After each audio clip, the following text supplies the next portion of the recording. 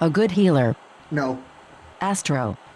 Somebody just asked me why I hate Every healer that isn't white mage healing is complicated. Instead of just managing your own cooldowns and resources, the role demands players be aware of everything happening around them. Pay attention to party status, enemy casts. Wrong.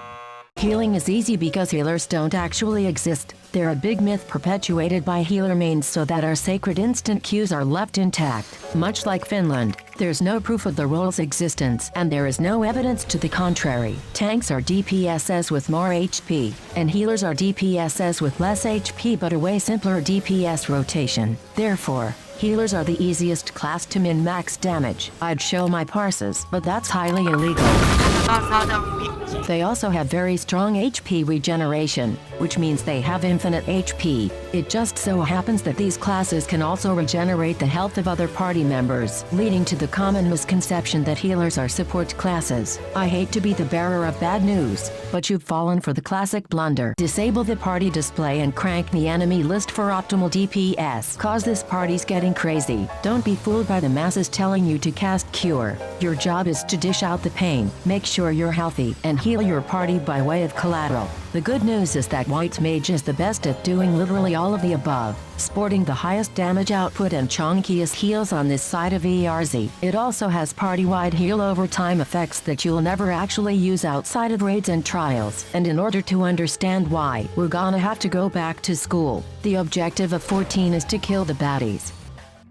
You accomplish this by pressing buttons that reduce the enemy's life numbers until it reaches 0, at which point therefore, your goal is to make this bar disappear as quickly as possible. Consequently, you should use less of the spells that increase your party's energy, and more of the spells that decrease the enemy's fitness. Spells have cast time, and even if they're instant, they trigger global cooldown, forcing you to wait before you can cast again. So, we should avoid global cooldown as much as possible, and for that we have OGCD spells. Tetragrammaton, Assize and Benediction are just a few of the spells you can use in any state, and you'll be using them a lot. To demonstrate how easy it is to play White Mage, I'm going to nuke my hotbar and go over the spells one by one, in order of most to least educational. If by the end of this video you still believe in the healer farce, you deserve to have your market be perpetually undercut by raging idiots that don't understand the basics of economy. These dirty capitalists. Fucking scumbag. Cure is the first healing spell we unlock, and it's the first spell we're shot putting off into the stratosphere. As previously established, we're going to rely on OGCD heals. Cure is not an OGCD heal, therefore, Cure is ass. It's the one spell that will actively reduce your efficiency as a white mage. The additional effect of a free Cure 2 doesn't justify its mana cost, and it especially doesn't justify the time spent casting this atrocity. We should maximize time spent hurting and minimize time spent healing, and for that we have better heals that we can weave between our DPS. Cure 2 is a direct upgrade to Cure 1. The moment you unlock this spell is the moment you should delete Cure 1 from your brain. Sometimes, after we've exhausted all of our better spells, and the tank still refuses to burn cooldowns, we'll have to use Cure 2, so it earns a slot on our bar in case of emergency. Cure 3 earns a slot in the garbage bin, but earns a medal for its admirable dedication to somehow being even worse than Cure 1. It heals for less than Cure 2 and a tiny AoE around the target. In all likelihood, this won't hit more than one person, and low-level AoE healing won't be a problem for us, because we have Medica 2. Its immediate healing potency is slightly less than Medica 1's, but it applies a regen effect. Within a second of being cast, Med 2 heals as much as 1, and will continue ticking for way more. Our regen is further augmented by Regen, a single target heal you should optimally have on the tank at all times, especially during bosses. It totals out to 3,600 potency over its duration, even more when used in conjunction with Asylum, which provides a steady heal over time that tanks just love running out of while boosting healing received within the circle. This affects all healing actions, including ones that aren't cast by you. In case someone goes down, most likely our neighborhood dragoon feeling an irresistible urge to dive face first off a cliff, Raze will resurrect a party or alliance member and place their reanimated bodies within arm's reach, conveniently close for a highly educational slap on the face. Use a macro to let the other healer know who you're resurrecting, and to assert the alpha position to anyone that has the goal. to eat AoEs under your watch. Between all these abilities, White Mage can burn mana pretty quickly, so it's important to frequently use lucid dreaming. And by frequently, I mean literally hammer the button at all times. If used on cooldown, you'll only have 39 seconds of downtime, which gives you more than enough mana to do whatever you want, so don't sleep on this spell. Nobody laugh. Thin Air lets you cast spells for free, so use it when you're going to raise, or whenever you're desperately low on mana and Lucid is on cooldown. Cast Swift Cast before raise. It's basically what the spell was made for. Outside of raids and bosses, you should be using Swift Cast very freely. Medica 2 and Holy are good targets for it. Rapid Fire Roll spell reposes a single target sleep. What is this? PvP. Use Asuna to purge debuffs your party wouldn't have in the first place if they actually played the mechanics right. Dispellable debuffs can be identified by the white stripe on top of the icon. Use it immediately on slows and breaks. Asuna Infirmity before doing any sort of healing. Most dots are a joke, some aren't. Experience will let you know. Surecast deserves a special place in your heart. Party-wide AoEs don't interrupt casts, so the spell doesn't have any practical uses, but you should still slot it for when you're feeling particularly lazy and don't want to participate in knockback mechanics. Leaving you open to sit still and laugh at your party. Bad for the hotbar, good for the soul. Rescue is good for propelling your friends off cliffs, rescuing friends from said cliffs, pulling them out of insta-kill mechanics, or, more realistically, pulling them back into certain death. Then of course you're gonna wanna slot Protect. Dearly beloved, today we gathered to mourn the passing of Protect. My mom always told me Protect is much like the one thing that enables civilized life, toilet paper. It's mad useful, but nobody ever wants to go out of their way to make sure we have it. In spite of our neglect, it waited patiently. It was always by our sides. But when it needed us most, we turned a blind eye.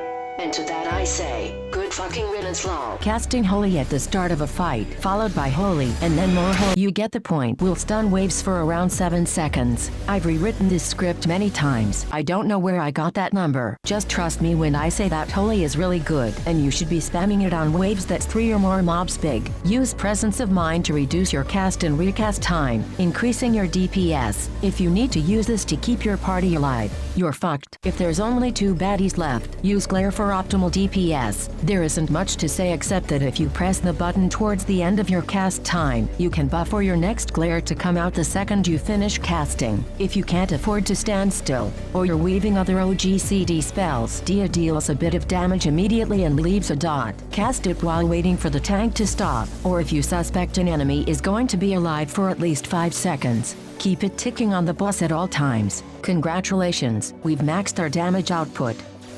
Just kidding, not until we master a size. A size is probably the most satisfying spell in the entire game. It's an OGCD heal and chonky slap in a white AoE. It also restores a bit of your mana. In pulls, you should be using it on cooldown for its damage. For bosses and raids, save it to heal your friends. In Shadowbringers, Yoshida got the brilliant idea of changing the floristry system to not be absolute S. You now gain a lily every 30 seconds. Lilies can be used on Afflatus Solace, an instant, but still GCD heal with the same potency as Cure 2. Alternatively, you can spend a lily on Afflatus Rapture, a Medica-style AoE heal. It's pretty weak, but casting Plenary Indulgence before it will increase the heal to acceptable levels. Indulgence leaves a status that buffs some of your AoE heals, primarily Solace and Medica 2, and 1s, but we don't talk about that. Use 3 lilies in combat to bloom a Blood Lily and unlock Afflatus Misery, a BP AoE damage spell. You're limited to a maximum of 3 normal lilies at a time, so when you're about to max out on them, use an Afflatus spell. This way you're always generating lilies, and subsequently always generating damage. That being said, your OGCD, like a size and Tetragrammaton, are your go-to heals, and the lily should be supplementary. Tetra is an instant OGCD Cure 2. Wow, that is delicious. Finally. Divine Benison is crazy good. With a cooldown of only 30 seconds, use it to tell tank busters to go fuck themselves. Buy your regen some time to kick in, or to protect the party from bad positioning. Funny how your entire job is to protect people from themselves and addiction. Make sure to bind it on B for extra efficiency. Is a max heal at a hefty 3-minute cooldown, but that shouldn't stop you from using it all the time. The earlier you drop a spell, the sooner it'll be off cooldown, so don't be afraid to cast this first. By the time you've gone through a wave or two, then he will be off cooldown. If your tank is suffering from a heart attack, that means you're using it correctly. Temperance increases your healing by 20%, including any newly cast regen effects, and reduces the damage you and your pals take by 10%. Use this during waves as a makeshift tank cooldown, during high damage plus mechanics that would otherwise kill you, or when entering fuck, the entire party is basically dead. What the hell? And finally, the last spell is...